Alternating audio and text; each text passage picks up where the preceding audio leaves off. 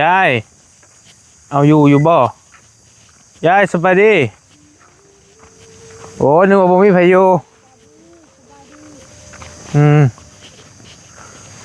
สมอยสมีอยู่ซิดอกเฮ็ดหยังอะไรให้ยังกินน่ะน่ะบ่ได้เฮ็ดแนวกินลูกไข่หาลูกบ่สบายบ่โดยเออบ่เฒ่าเฮือนนำเพิ่นบ่มีสบายดีสบายดีเจ้าบ่ได้เจอกันเป็นหลายเดือนพี่น้องเอ้ยฮะหัวเนี่ยไผเพื่อนข่อยน่ะหัวมันหัวบ่รถกระตายรถกะบ่ได้ขี่ยางกับยาง รถตายบ่เขาจนว่าคนขอทานเขามาทานเขาทานเขาเหนียวนี่เขาได้ละโอ้ยว่ะสบายดีนะบ่าวสบายดีพี่น้องกระบะเด้อันมันยังเฮ็ดได้ยังกินไผเอายังมาให้อ่ะนะเพิ่นบ่ได้ให้ปิ้งไปให้เพิ่นปิ้งไปให้เพิ่นเอ้าเพิ่นบ่ได้ดังไผเพิ่นมาขอปิ้งน้ำโดยปิ้งให้เพิ่นอาศัยกินน้ำกินในเพิ่นนั่นแล้วเฮือนนั่นแล้วเพิ่นเอาผู้ให้กับมันจะแตะเลยบ่ได้น้ำแล้วก็หิวแต่2คุน้อยๆนั่นแล้วมาใส่มาจ่ายหั่นน่ะมาใส่นี่แหละโอ้ยพี่น้องเนาะโอ้ยลำบากแล้วเดี๋ยวนี้ลำบากยอมเลยโดยที่แล้วบ่ได้ค่อยเข้ามาค่อยลำบากบ่ได้ค่อยเข้ามาเฮาก็ได้อันนี้คือสภาพเฮือนครัวเราพี่น้องเอ้ยเอามันยังคุ้มเอากระทึกอันนี้เนาะเธอลำบากแล้วเพราะว่าอันนี้กะยันพี่น้องบ่ฮู้จักพี่น้องเป็นอีกครอบครัวหรือว่าเป็นอีกเคสนึงที่บริซอยลาวซื้อที่ดินให้เรานี่แหละอยู่ในนี่อยู่เจนี่เลยพอดีเลยลำบากแหละอันนี้เดือนละเขาน้ำช่ำปลาเดี๋ยวเราก็มาอยู่นี้กับลูกชายเราอยู่กัน2คน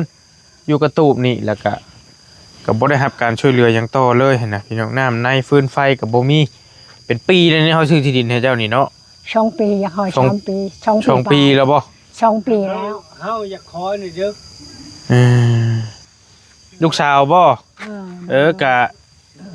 กำลังสิเฮียนปากเกี้ยงโอ้ยสาธุแหละเขาก็เป็นห่วงอยู่เบิ่นว่าบ่เป็นห่วงพี่น้องเพิ่นผัดบ่มีพื้นอาศัยเจ้าอยู่กันจะได้มื้อเฮือนครัวเราโอ้ยบ่ได้มีไผเข้ามาช่วยเหลือหยังบ่เจ้านี่ก็ว้าวจดไปซื่อๆทายเอาไปหา6เทื่อแหละอันแบตเตอรี่ก็ยังบ่ได้บ่ได้แล้วสบายอยู่ดอกอันนั้นหั่นโอเคยากังวลเลยล่ะว่าน้ำใบที่ดินบัดนี้ยาแล้วนี่ไผทายเอาไปหา6เทื่อมีคนมาใหม่โอ้ยคนแปลกหน้าดอกอันนี้วัยรุ่นคนอย่างมากกับเพิ่นมาซอยกับยาเพิ่นแล้วซอยได้สำเร็จเอาไข่มาให้แต่เดียวเท่านั้นโดยเขาน่ะก็อันสรุปโลกแบบอันเขาเมืองนอกอ่ะนะกินอันนั้นแหละฉะนั้นเพิ่นช่วยเราหั่นก็ได้ไข่แต่นึงก็เอาแล้วกับเขาอันนั้นแหละเขาแบบเรามีหมูมีหยังหั่นแหละเพราะว่านี่ก็เป็นเคสของไปใช่หามบักคำดอนสบายดียู่ไปใช้แหละยู่ไปเรียนจะเป็นบ้าวนี่บ่เขาว่าไม่นี่ดูปูตำรถดาบ้าวด้วยเด้อถึงรถดาบ้าวได้ค่อย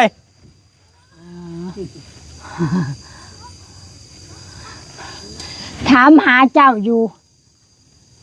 อันนี้ก็โจ้เพิ่นจนใหญ่น้องบักคำดอนลูกปานางลูกอันยานางเพิ่นสบายดีงามชื่อลุงอยู่บ่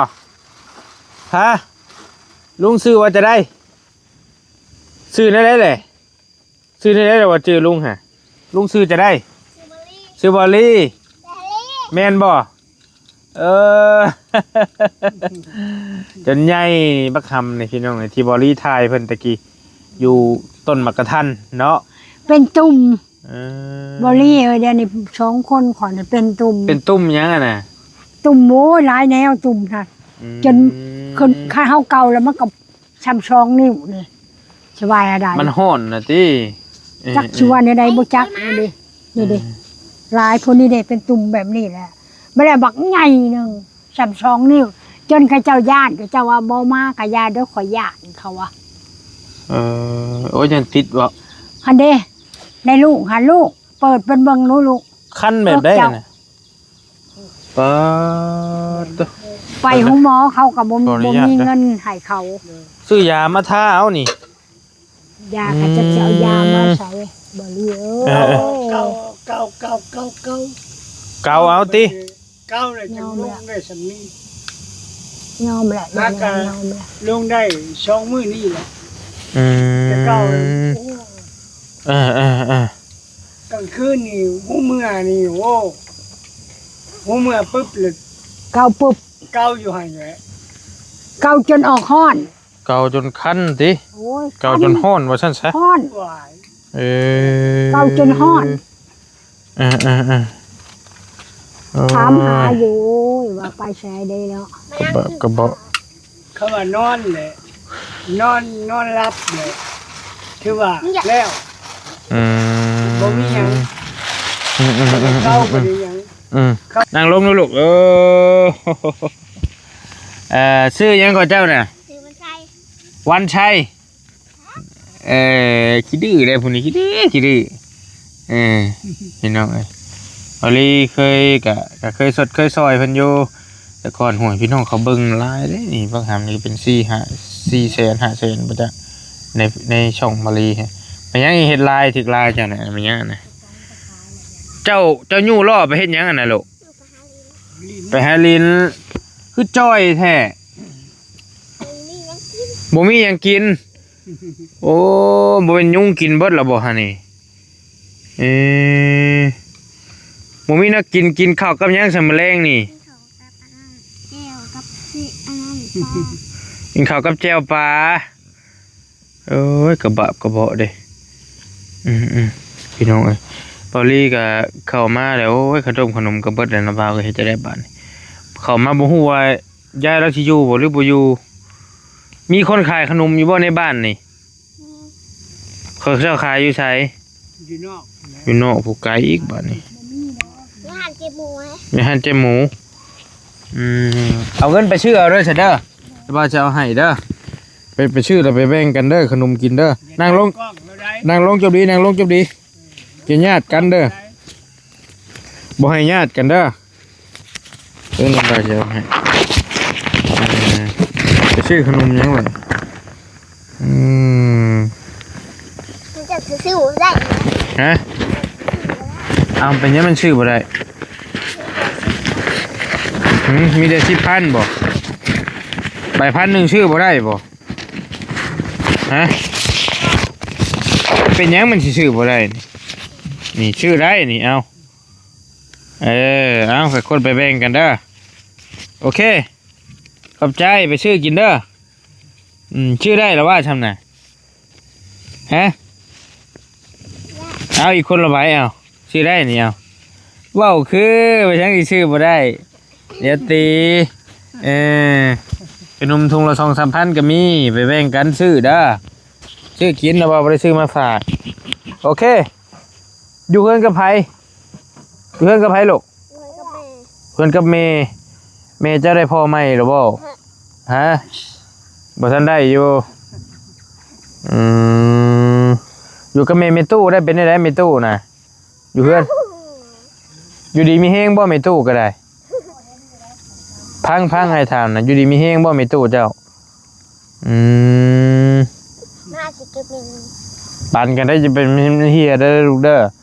ลมมันเฮียเด้อมาลินน้ำเราเลื่อยบ่นี่มีตู้นางนี่มาหาเราเลื่อยอยู่บ่กระบาบกระเบาะเลย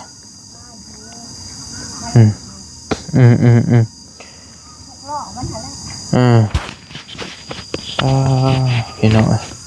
นี่ก็เป็นอีกเคสหนึงแต่ว่านี่เคสได้เฮือนได้ซานแล้วมีดินมีดอนมีเฮือนมีซานอยู่เนาะแต่ว่าส่วนข้าวน้ำซ้ำปลานะก็ให้กับเจ้าหากินเองเพิ่งพาตัวเองไปแล้วบัดนี้เปิ้นซอยได้ซ้ำใดซ้ำหนึ่งแล้วก็จังว่ากันนี่ก็จนจ้อยผู้นี้บ่อยากตุ้ยขึ้นนี่ผู้นี้อยากจะจ้อยจังหน่อย กระบะถือไว้ดุปันกันเด้อจุดดีเด้อจักปีแหละเจ้าปีนี้ลูก2 ปีปลายเดี๋ยวจักน้ำบ่าวเห็นเจ้านี่แต่จักเล็กจักปีแหละฮะผู้นี้จักปี5 ปีเมียนอยู่บ่5 ปี 3 ปี ฮะมันตัวน้อยเนาะอย่าเฮ็ดกันอย่าหยอกกันหักแพงกันได้เด้ออย่าไปเฮ็ดให้กันเด้อไปเอาไปซื้อขนมกินไปซื้อกินไปจะไปรถใหญ่เด้อไปทางใหญ่รถเหยียบเด้อพี่น้อยพี่น้อยเนาะวีบาบแล้วก็ย่างไปให้เพิ่นกินติอ้าวนี่ตัวนี้เจ้าไว้กินนี่เด้อย่างเขาซื้อมากินนี่เด้อพอได้กินแรงเป็นจามเอ็นเว้นจามเอ็นจามหัวใจมันพี่น้องเอ้ยพอได้กินยามมื้อแรงกับลูกชายเรา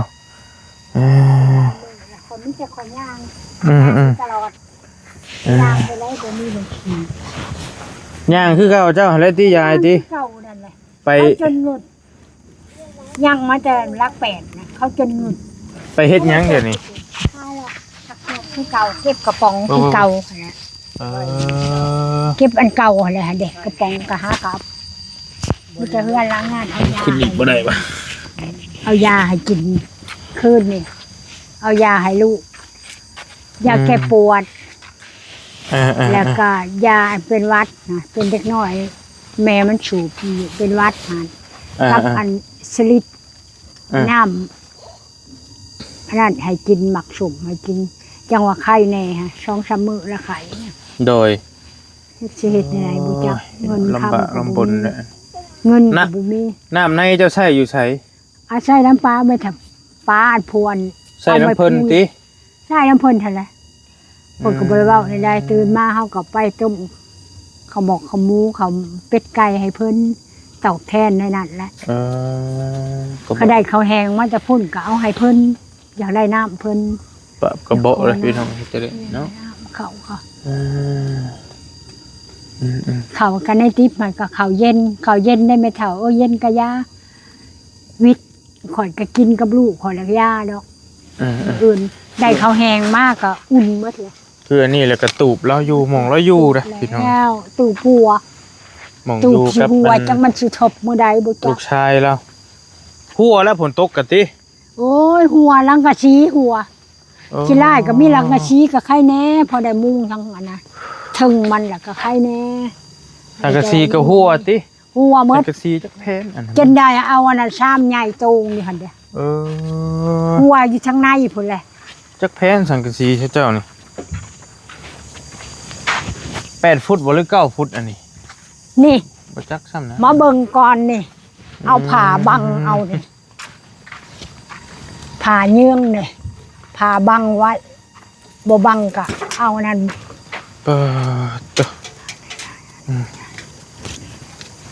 ยำออกบักโบน้อยนอนอยู่ในนี้นะพี่น้องบอกขอโทษนะปานหูหนูหูอย่างแล้วอันนี้นี่เจ้าเบิ่งข้าเจ้าเอาให้จนได้ตากพ้นน่ะสิว่าใดเอายังให้จนลืมผ้าห่มนี่ได้ห่มอันเดียวนี่บอนอื่นเนาะบอนไปจักน้ำจักในพุ่นนี่เด้มันเปียกมันเลยเนาะโอ้ยมันหักสิเปียกหั่นแหละเอาจนบ่จักว่าอะไรเดี๋ยวนี้จักสิว่าได้บ่จักว่าอะไรอนาถาอีหลีเพิ่นขอผ่ายางน้ำเพิ่นมันสิป๋ามาเพิ่นเอาให้กันบ่นั่นก็เอาแค่ยางมาคุ้มให้แล้วนี่ก็ได้อยู่หัวคักสิว่าได้ฮะเอาทุกระหล่องยางอันนี้แล้วแค่ยางพื้นนึงนี่พ่อบ่นี่ไอ้พ่ออยู่แล้วเนาะพ่ออายุมันหักขาดไว้แค่ยางมันขาดไว้เนาะแต่ว่าสังกะสีเอาก็ถึงแดดถึงหยังสังกะสีใครแน่สังกะสีก็อันลังกะสีน้อยๆนะกะ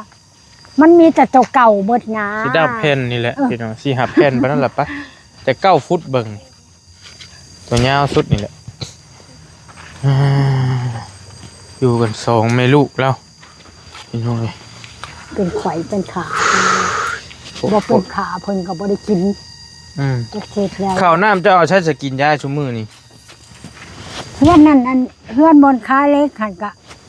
เอาข้าวแห้งให้เพิ่นว่าข้าวแห้งอันเป็นศพนะ5ศพ5กระมดนี่เด้ อย่าเฮ็ดนั่นน่ะ อย่าดื้อลูกอย่าดื้อนั่งอยู่แล้วนั่งอยู่ซื่อ เพื่อนอีปลาน่ะก็เพิ่นเอาให้กับปั้นหนึงแล้วก็ยากินกับลูกเฮ็ดอะไรแหละมันบ่มีก็อดเอา ข้าวสารเขายังบ่ได้มีบ่เดี๋ยวนี้ บ่มีจักแป๊บหนึงก็บ่มี โอ้ยเนาะ แป๊บหนึงก็บ่มี สะเด้อ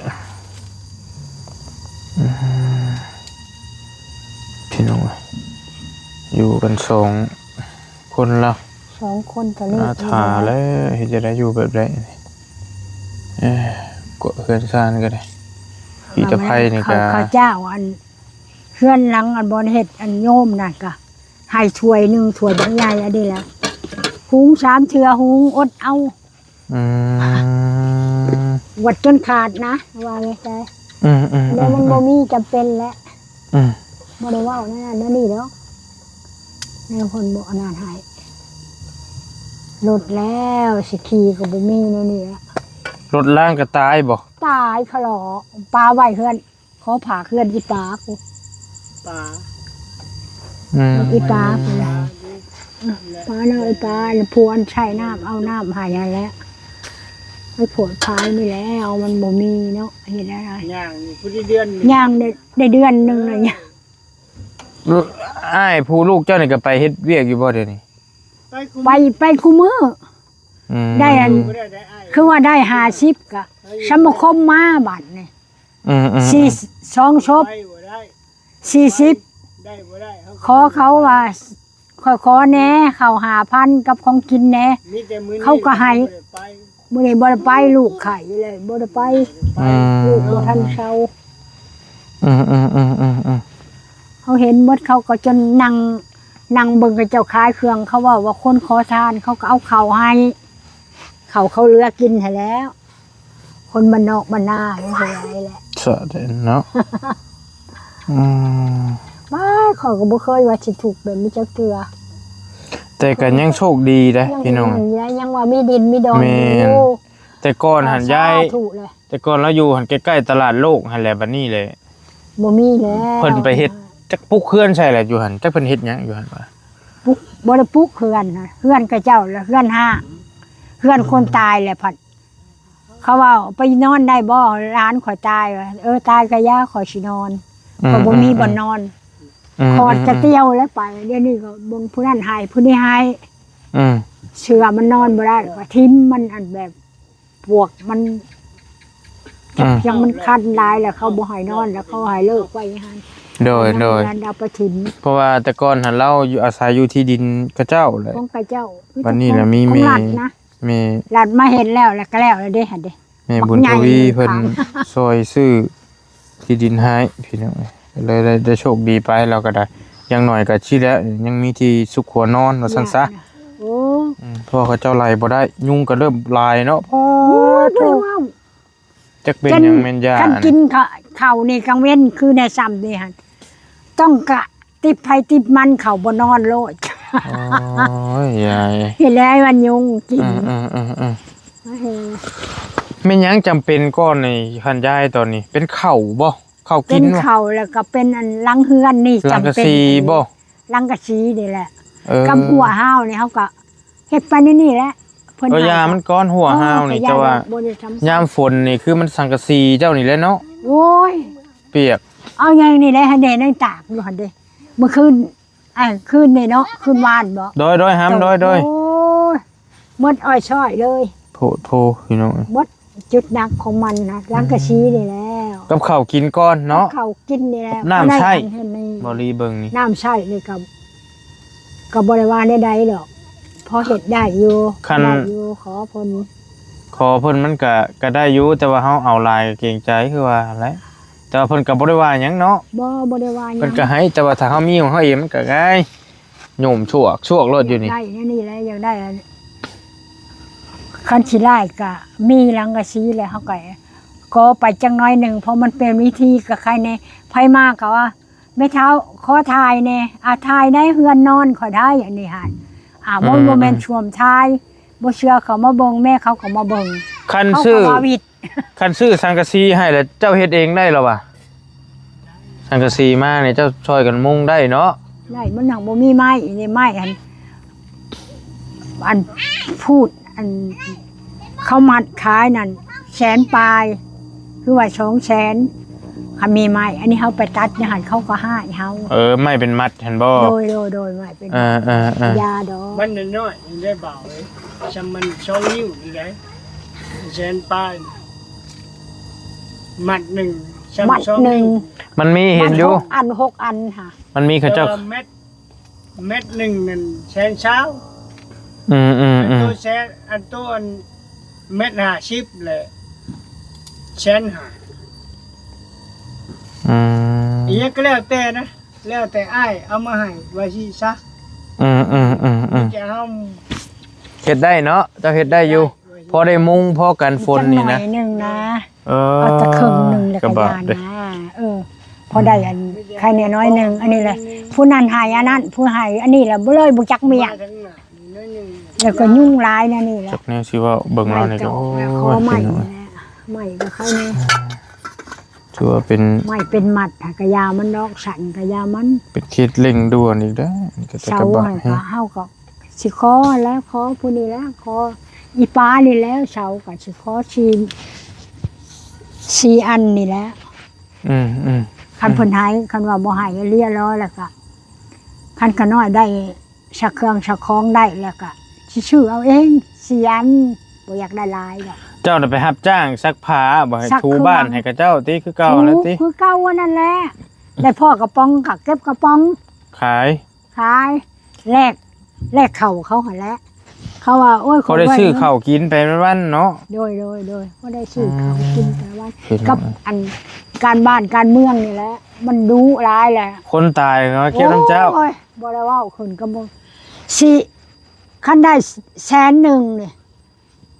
ชบเลยเด้นี่4 คนนี่จังหันเพนนี่ก็แล้วนี่ เขาว่าโอ้ยจังหันเพนนี่เขาขอก่อนเขาอยากชื่อเขาชื่อน้ำแน่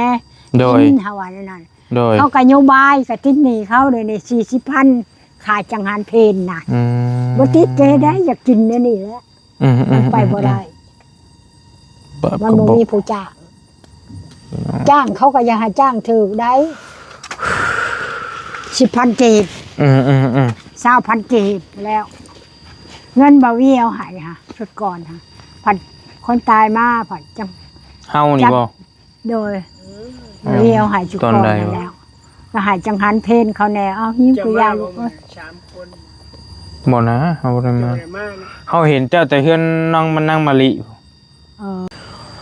มีแต่นั้นแหละยายเด้อ แล้ว อดทนเอาเด้อ โดย กันเฮามีเวลาก็โอ้ยสิแวะเวียนมายามจิดอกมันจะกระบาบเราพี่น้องข้าวน้ำบ่มีกินโพดเลย นี่แล้ว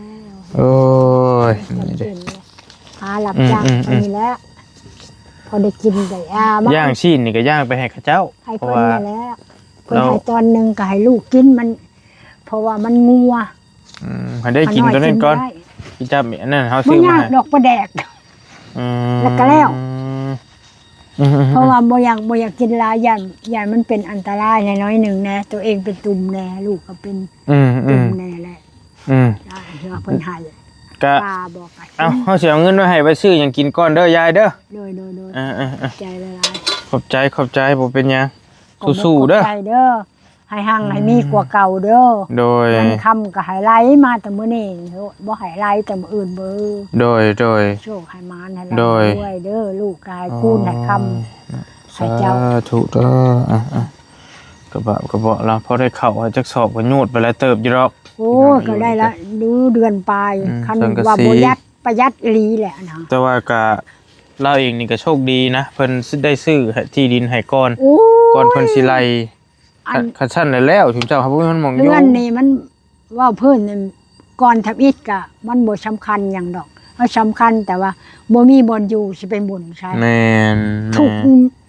นอนแนวใดก็ยังได้นอนไปแล้ว แม่นอันนี้ก็ถือว่าโชคดี น แล้ว อนในหัวในหางก็ได้นอนไป คันว่า